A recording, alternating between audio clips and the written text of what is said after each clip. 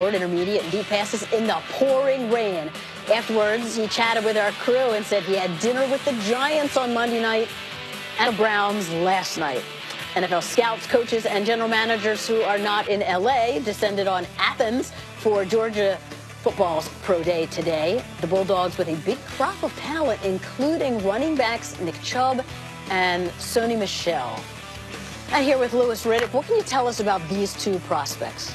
I'll tell you what, look, Nick Chubb is a stud now. I mean, he is put together, just rocked up top, better speed than you would think. You know, he only ran about 4.54, 4.52 at the combine. When you watch him on film, though, you don't see Nick getting run down from behind. Physical force. Exactly. And Sony's a little bit smaller, about 215, but they kind of run similar. These guys are downhill slashers. When you think about them, you would love to see them in a Kyle Shanahan type of offense. The one cut-and-go zone scheme that they could really get the ball north and south. They're just studs. I mean, they feed off of each other. They fed off of each other so well at Georgia. They were a perfect complement.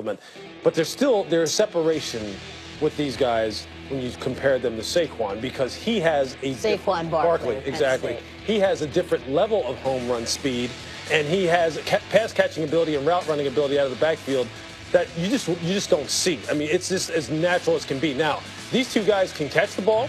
They will be serviceable third down players, but they're not going to be difference makers. But I'll tell you this, as far as second day values, they're going to be off the charts. And we've seen how those kinds of running backs, so as you get them in the right situation, they absolutely pay dividends for football teams. You don't have to draft running backs high. I know that. And these are two guys who are going to be examples.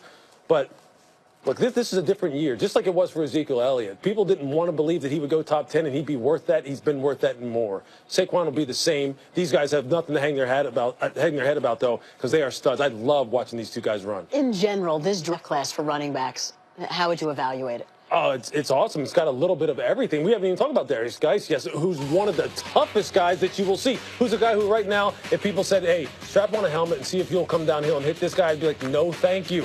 A lot of these guys are like this. Yeah, so it's going to be a great year for second day and third day running backs that if you do your scouting right and you have a great role selected for them, you're going to look pretty good as a team builder with the class of running backs coming out this year.